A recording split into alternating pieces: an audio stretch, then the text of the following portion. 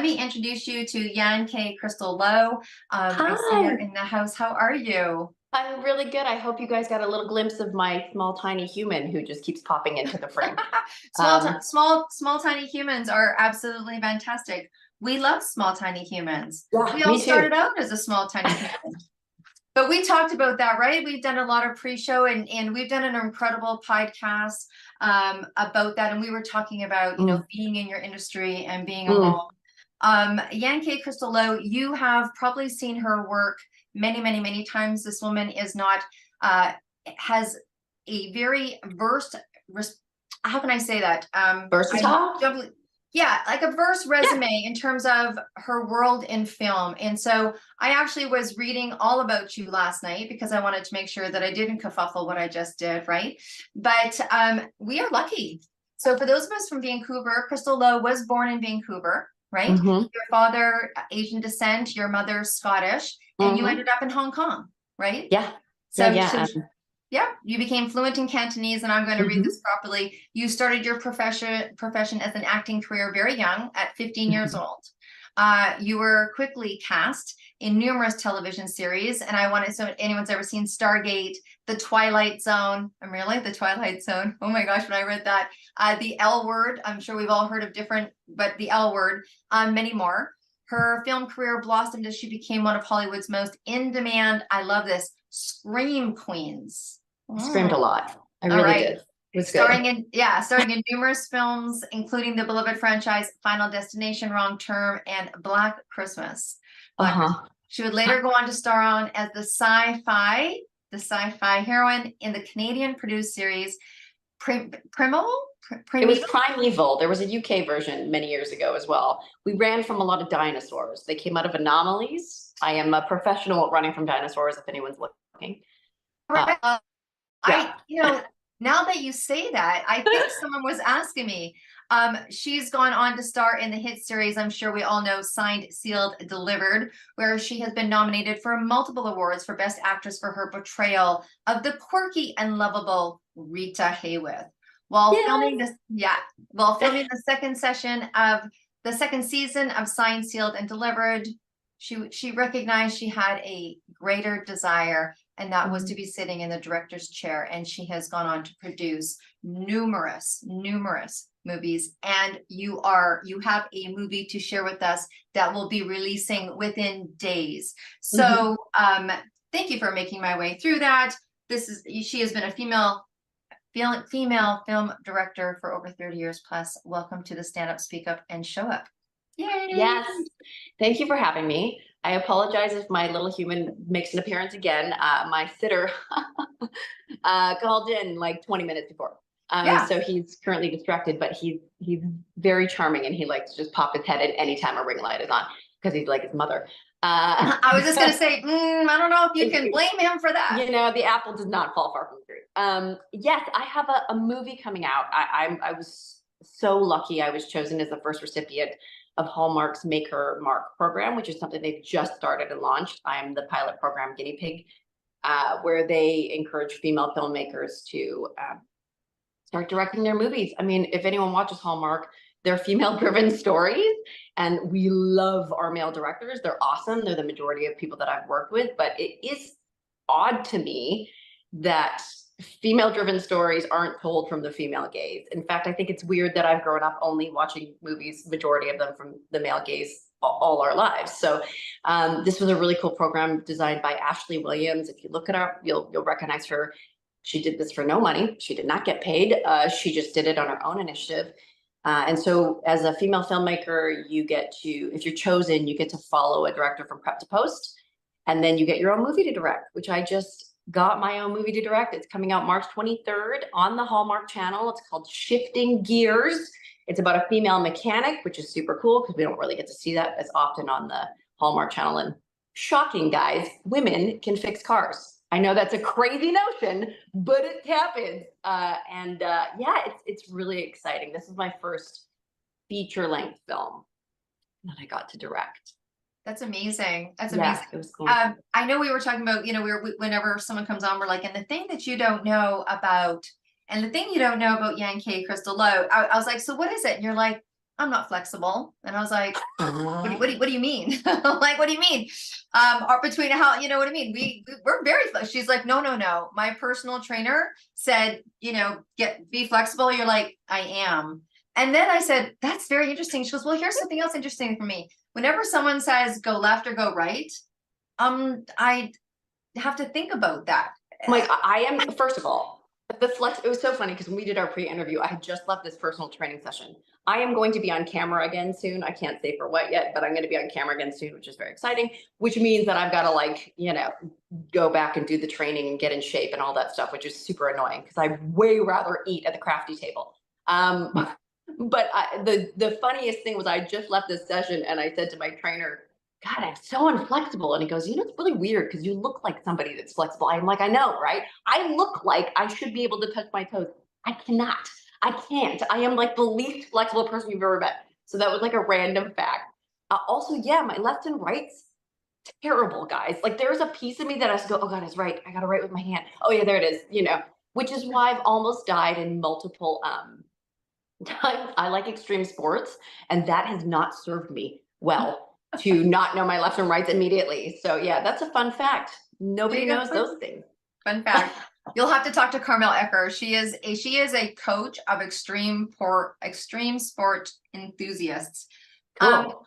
Tell us a little bit more about, so the Hallmark program itself, and you were first chosen, which is incredible. And what is it about this program that made it different for you? I know that you've shared that with me, but I think it's important, like the whole mentorship thing, which we don't really get to hear about anymore. When does anyone get to shadow anyone? Yeah. And what made the difference for you to be able to crank to see the movement? Well, I think it's okay. So I think a lot of the times, especially, after Me Too, the wonderful stuff that came out of that was that there was a hand that was forced to, like, give us an opportunity. What wasn't great, though, is that it was like, give women opportunity, but don't teach them or help them. Let's just throw them in the fire without any support. And then if it doesn't go well, we can be like, well, we tried, without proper support. This program is designed not to do that. And it's designed by Ashley, who is a woman and a female director. And so I think that made all the difference, because her whole, what's the word? She just didn't want anyone set up to fail. So not only do I shadow and I learn everything I can from another director, that director then becomes my creative producer. And so that director then comes on set with me, and I have her, sitting. Now I had two, because my first director got pregnant and realized that she was there and was like violently ill, and her and I had a good heart to heart. And I was like, man, that baby is more important than anything. Like, go home. I'm okay. And then they sent me another mentor. So I actually had two, which was awesome. And Linda Lisa Hayter, and I sat together, and she goes, what do you need from me? And I said, I want you to think of it like you're my mom, and you're taking me to the playground, and you're going to let me go play. And I'm probably going to bang my head on about 40 different slides, and I may even fall. But like, unless I like wave and start crying, I think I need you to just let me fall. But it's so beautiful to know that, like, my mom is still there and I'm okay. So that's kind of what the program was set up for, so that I could dive in.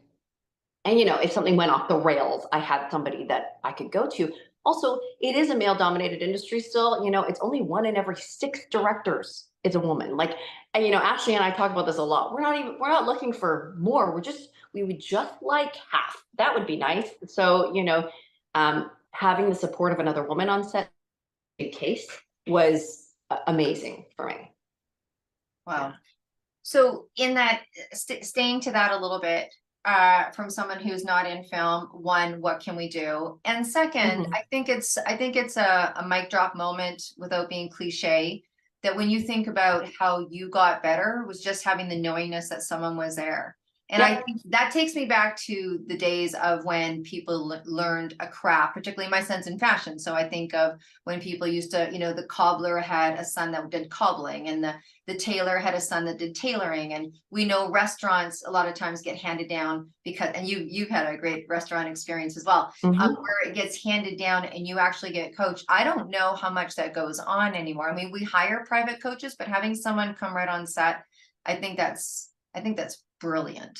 It really was. She's setting us up to succeed, and she doesn't want this to be a one-off. She wants us to be directing continuously. The whole idea of this program is that we will continue to be in the circle, because it is a Hallmark is like an anomaly in the film industry, in the television landscape. It's a family. Like, it's still a family, and it feels like a family. We all know each other. We all love each other, even with the changing of guards, because there was a change in CEOs. We've remained really tight. We really support each other on that network. It's almost kind of like the old Hollywood setup. You know, they have their own stars, they have their own people. Everybody who watches Hallmark knows those stars. Like, I got Tyler Hines. Anybody who watches Hallmark knows that Tyler Hines is like, you know, Hallmark royalty. He is like the bad boy of Hallmark. It's a very tight, loving family. And so if you get in that family, they really push you to keep directing and keep starring in their films. They don't just, it's never one and done. Right. So that's what Right. this was really set up for. So you got some fire in you. I mean, you didn't get there from, not. You made your way. We had a conversation about Mm. how, as you were building, things kind of slid back. You went into some restaurant work and all that kind of stuff. Tell us a Yes. little bit about that, because, one of the things that I wanted to ask you when we talked about, how did you end up being the one that Hallmark picked? What did you have to do to be the person that stood out, that Hallmark Mhm. said, okay, you? And tell us a little bit about that journey.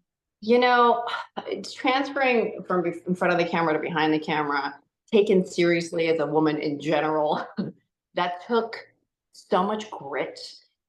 Yeah, no, I had to go back to working in a restaurant. I would get recognized. I had people sending fan mail to me, which was, oh, here comes this little munchkin. The death of ego was a wonderful thing for me. And I think that's really how you grow. That's really where you find that true grit, and you get life experience, and that forced me to really sit down with myself and say, are you a filmmaker if somebody tells you you're a filmmaker, or are you a filmmaker because that's what you do? And because I went through that, I was like, no, this is what I do. Regardless if anyone gives me an opportunity, regardless if anyone says that it's okay for me to do it, I'm doing the thing, which means I got to make movies. That means I have to make films. So I saved up money, grabbed, begged and pleaded. I had an amazing fan base that sent me, when I fundraised, supported me. And I made my own films, and I made them for nothing. But doing that gave me the grit and gave me the resume that I could then go and show Hallmark. I also never stopped asking. I asked literally every 6 months. Randy Pope is the head of development, or was the head of development, now head of production. And he's like, when I got it, I said, did you just give me this so I would stop emailing you? Because like every 6 months, I was like, I need to direct. When am I going to direct? And he, that, but I had done it on my own. I was making films. I was like, if I got to use an iPhone, I'll use my iPhone. If I got to put it on YouTube, I'll put it on YouTube. I have something to say. I have a very clear voice now. And that took a lot of time too, guys. Like, if anyone's interested in filmmaking, finding your voice and what you have to say to the world and having a higher purpose takes time, but you just have to keep moving forward inch by inch to figure that out. And once you do, there are people that really need to hear your message. For me, I know that there's a kid out there in a basement somewhere who has never seen themselves on screen, who doesn't think that they belong, or maybe someone's telling them they're not good enough, or maybe they don't understand, how to be loved. And that's why we watch film, right? Storytelling is the most powerful thing on the planet. Cavemen were doing it. We were writing, our little things to try to share our stories because it inspires people to grow. That, for me, once I understood I was doing it for that, it felt unstoppable. And then I was just making it happen, And then Ashley and I met at Roma Drama, which is this convention for Hallmark stars. And she said, let's go on a hike. And I strapped my baby to my back. She loves this story because I didn't know I was on an interview. So I strapped Luca to my back, and I was like, all right, let's hike. We went for an hour and a half hike with him strapped to my body. And I was like, what can I do? How many fellowships do I have to apply for? What else can I do? Who should I call? But I didn't know I was up for it. I just was asking her and talking to her and telling her about it. And she said, in that hike, it was really the grit that I had that she felt like was going to set me apart. And the fact that I didn't have an ego. I could care. I mean, one of the days that I shadowed, I got locked out of my apartment. It was an Airbnb. And so I slept in my car. I pulled up near set and was like, I got blankets. I got baby blankets galore back here. I can sleep here. I got to make sure I'm there by 6. All that matters is that I'm here. And P.S. I have a 2-year-old and an 8-year-old, right? So they told me I found out on a Thursday that I got the shadowing, and I had to be there on Monday. And I was like, yeah, no problem. Sure. Yeah. I don't have a baby that I figure out. But I had an amazing support system, and Ashley worked into this program a stipend, which is crucial because most of those shadowing things, you don't get a stipend, right? You're just going for free and then also paying your rent and then also having to pay childcare.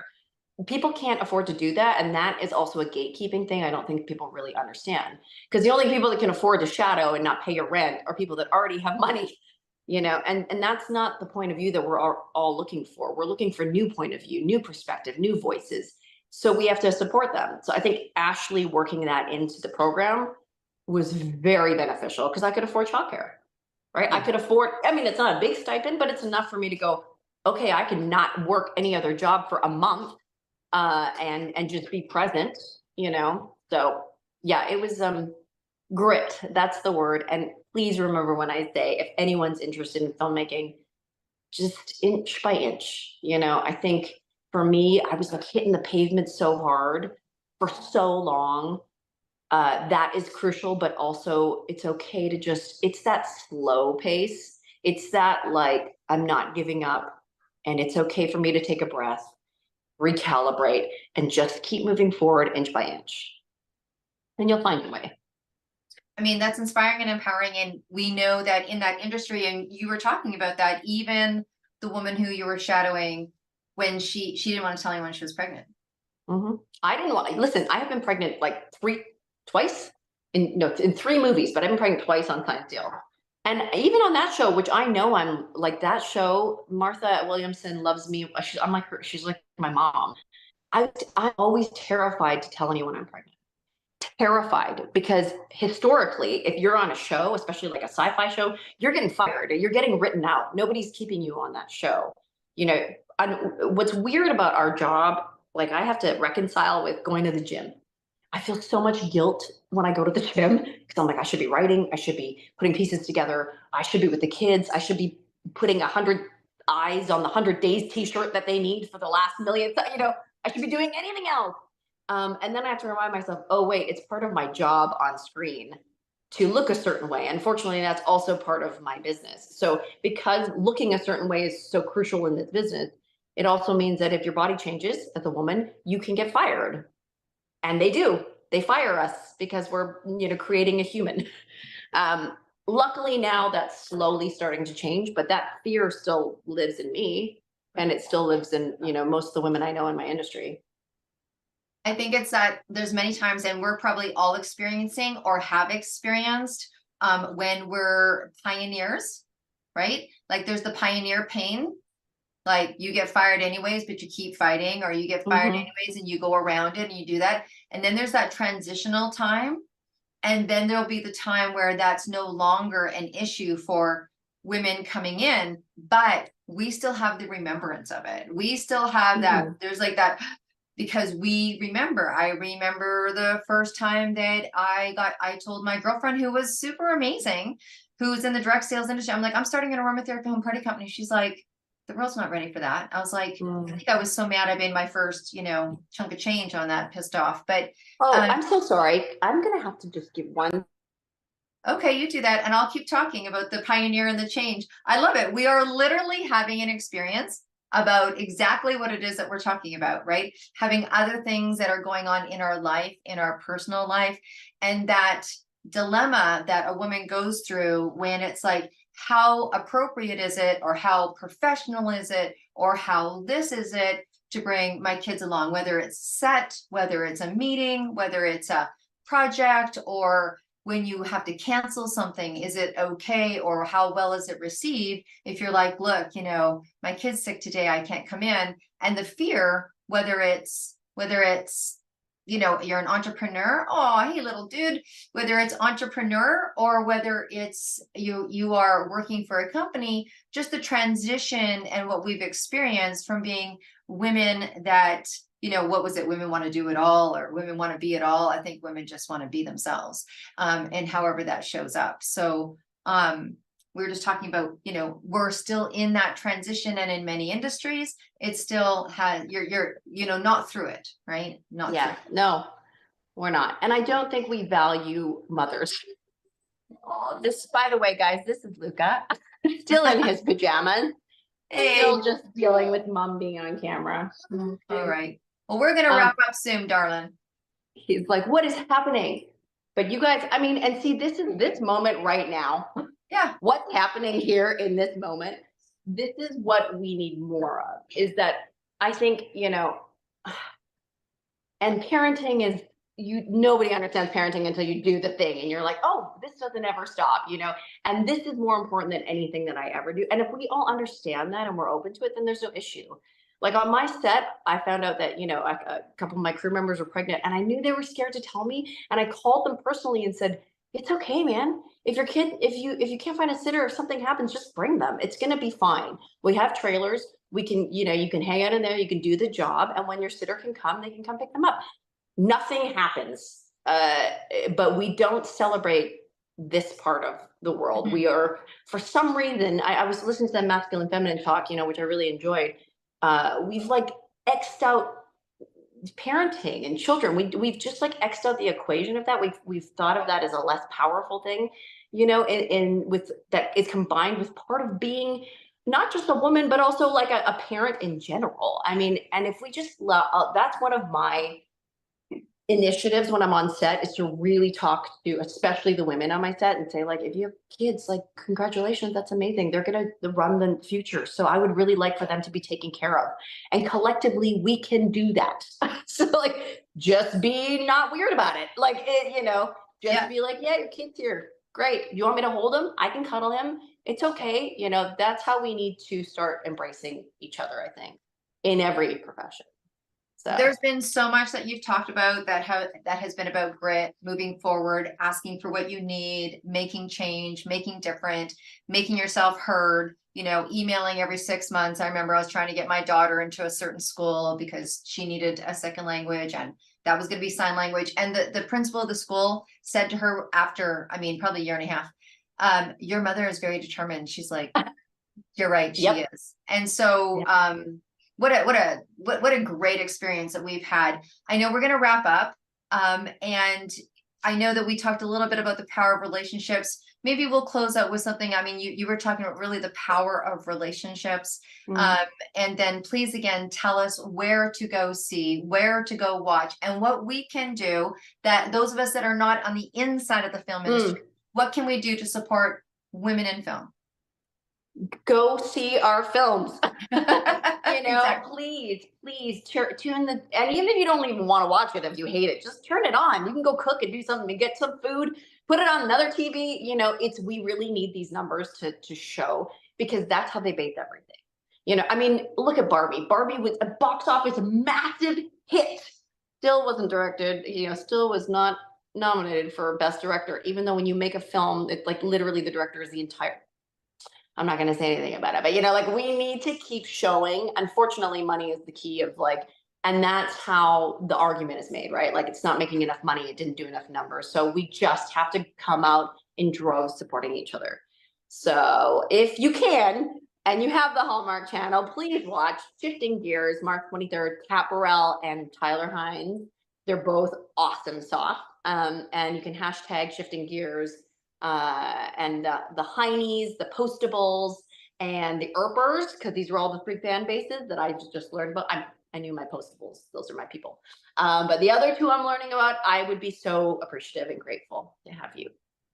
Absolutely. Well, thank you so much, obviously, for taking some time today. Sorry, did I cut you off? No, thank you. Thank you guys for being so kind and having my son just pop on, and who knows what he's going to pop on.